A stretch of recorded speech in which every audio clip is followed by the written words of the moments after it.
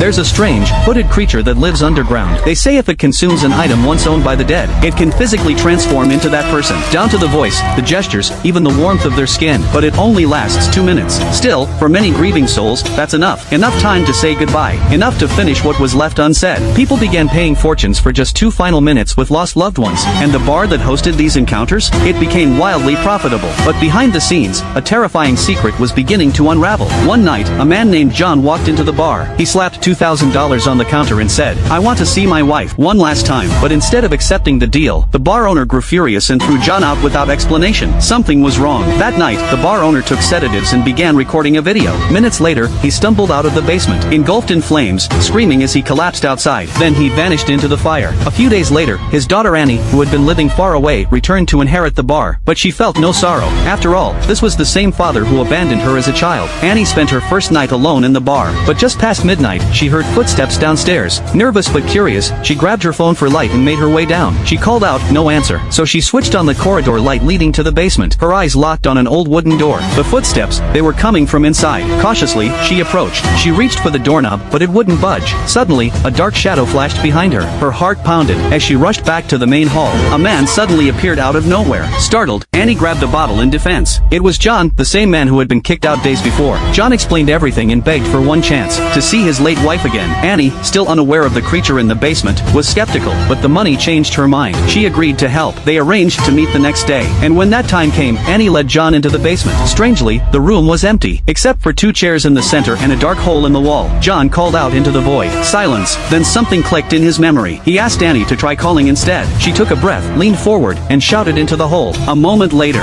the creature emerged.